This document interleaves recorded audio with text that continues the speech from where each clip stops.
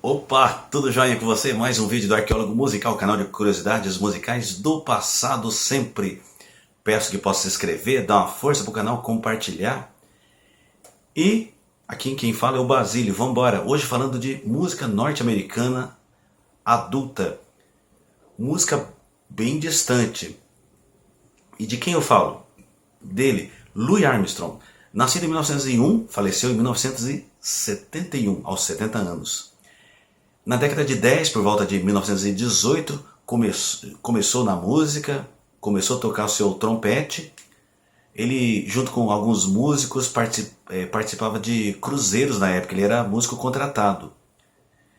E foi na década de 20 que ele participou de outras orquestras famosas daquele período, que a carreira dele foi se solidificando.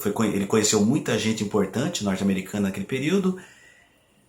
E também nessa fase dos anos 1920 foi quando ele criou o improviso no jazz, que é curioso, porque até então o improviso era feito de forma coletiva. O Louis Armstrong ele passou esse improviso do jazz para de uma forma mais solo, e ele é muito lembrado por isso. Portanto, fez muitos trabalhos nos anos 20. As gravações que tem mais registros é após a década de 30, e foi após a década de 30 que também ele começou a cantar com aquele vozeirão dele, que todo mundo conhece. E após isso foi sua história. Foi amigo de todo mundo, Billie Holiday, Ella Fitzgerald, Frank Sinatra. E detalhe, ele foi cantor, trompetista, líder de orquestra e também ator nos anos 1950. Olha que curioso. Fez filmes também. O filme foi até com o Frank Sinatra. Depois fez com a Barbra Streisand. Esse eu não conheço. Conheço com o Frank Sinatra. Alta Sociedade. Esse filme eu já assisti. 1956. E aí foi só história. Nos anos 40, a orquestra passava por uma crise. Ele deu uma enxugada no pessoal e formou o grupo de apoio The All Stars. E ficou Louis Armstrong and the All Stars. Lembrando que nos anos 60 teve também nos Estados Unidos a banda Junior Walker and the All Stars, ou seja, nome da banda All Stars. Nem sabia que podia ter nome semelhante dessa forma. Acontece que isso foi uma pequena biografia do Louis Armstrong, e eu quero falar de um trabalho dele interessantíssimo, de 1958, que é esse aqui, ó. Louis e a Bíblia. Assim é chamado esse disco no Brasil. Saiu pela Decca Records em 1958. Mas nos Estados Unidos o título original é Louis and the Good Book. E o que acontece? Esse disco é uma espécie de sincretismo, trazendo os cantos, trazendo elementos das religiões africanas com as religiões norte-americanas, o cristianismo e canções tradicionais da cultura norte-americana, músicas tipo Down by the Riverside. Vou falar um pouquinho agora delas. Esse disco é muito bonito, o coro do Cy Oliver, lindo, lindo, lindo. Vamos lá. As faixas Down by the Riverside, como eu citei, Lá Embaixo do Rio. Essa música é pacifista. Ela faz a analogia à Guerra Civil. Ela surgiu bem lá atrás nos Estados Unidos, século XIX, antes, né? É isso.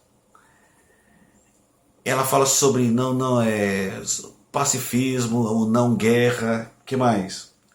A canção, o refrão que vai estudar, não vai mais estudar a guerra, é uma referência ao livro de Isaías, capítulo 2, versículo 4.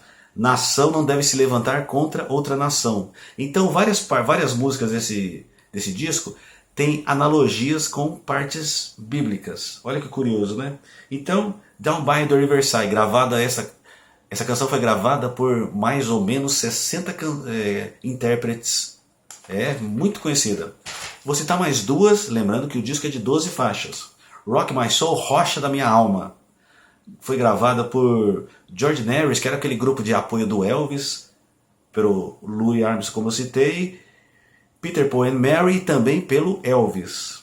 Tem também a música Nobody Knows the Trouble I've Seen. Quer dizer, ninguém conhece os problemas que eu vi, que eu vivi, que eu tenho vivido. Essa música, ela cita aqui, ó, se a gente for traduzir, ninguém sabe os problemas que eu vi, que eu vivi. Ninguém, apenas Jesus. O Senhor sabe que às vezes estou no chão. Olha que curioso. Então, falando de Louis Armstrong hoje, Louis and the Good Book. No Brasil, Louis e a Bíblia, pela Decca Records em 1958. Um disco religioso, mas que curiosamente está dentro da cultura popular norte-americana. Ele não está no universo gospel. Aqui no Brasil também quem gravou um disco curioso, semelhante, religioso, só que não ficou tão famoso, foi o Nilo Amaro e os Cantores de Ébano também, né? Muito bem, hoje falando desse discão aqui, esse não é o original, é uma reedição, que o original, como eu citei, Decca, mas é fiel. Espero que você tenha gostado desse vídeo, hoje falando desse carismático e importantíssimo nome do jazz norte-americano, que foi o Louis Armstrong. Aqui quem falou foi o Basílio, espero que você tenha gostado, um abraço e até um próximo vídeo. Valeu!